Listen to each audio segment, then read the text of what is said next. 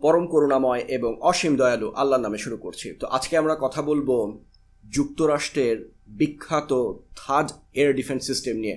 তাহলে চলুন ভিডিওটা ইন ডিটেইলে শুরু করি।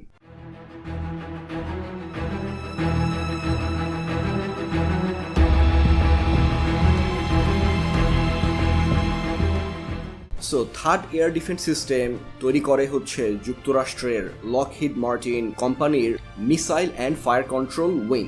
সো থার্ড মানে হচ্ছে terminal high altitude area defence.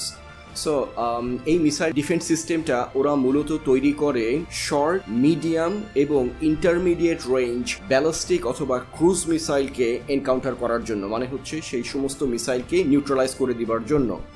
এবং এই এয়ার ডিফেন্স সিস্টেমটা সেই সমস্ত মিসাইলের তথা ব্যালিস্টিক অথবা ক্রুজ মিসাইলের যে টার্মিনাল ফেজ রয়েছে সেই টার্মিনাল ফেজে সেই মিসাইলটার সাথে এঙ্গেজ হয়ে সেই মিসাইলটাকে নিউট্রালাইজ করে দেয়। এবং আমি আমার পূর্ববর্তী বেশ কিছু ভিডিওতে বলেছি যে একটা মিসাইলের তিনটা ফেজ থাকে, একটা হচ্ছে boost stage, mid course stage এবং টার্মিনাল স্টেজ। সো এই মিসাইল ডিফেন্স সিস্টেমটা ক্রুজ এবং ব্যালিস্টিক মিসাইলের টার্মিনাল ফেজে তাদের সাথে এঙ্গেজ হয় এবং তাদেরকে নিউট্রালাইজ করে দিবার যেই প্রক্রিয়া সেটা শুরু করে দেয়। এবং এই যে মিসাইল ডিফেন্স সিস্টেম, এটার একটা বিশেষত্ব হচ্ছে যে এইটার যে মিসাইল তার অ্যাকিউরেসি হচ্ছে খুবই তীক্ষ্ণ, জিরো রেডিয়াস, মানে হচ্ছে হিট টু কিল। এই মিসাইল সিস্টেমটাকে বলেই হচ্ছে হিট টু কিল, মানে হচ্ছে যে এইটা যদি কোনো একটা ইনকামিং ব্যালিস্টিক অথবা ক্রুজ মিসাইলকে লক করে তার সাথে এঙ্গেজ হয় তাহলে একদম পুরা সম্ভাবনা যে সেই মিসাইলটাকে সে নিউট্রালাইজ করে দিতে পারবে। সো এই মিসাইল ডিফেন্স সিস্টেমটা তৈরির যেই একটা আর্জ অথবা একটা ফিল হয় যুক্তরাষ্ট্রে, সেটা হচ্ছে ইরাকের যে যুদ্ধ হয় অ্যারাউন্ড 90s দিকে, আর্লি 90s দিকে, সেই যুদ্ধের সময় ইরাকের সাদ্দাম বাহিনী যে সমস্ত স্কাড মিসাইল নিক্ষেপ করেছিল আমেরিকান অ্যালাইকে টার্গেট করে, লাইক ইসরায়েল।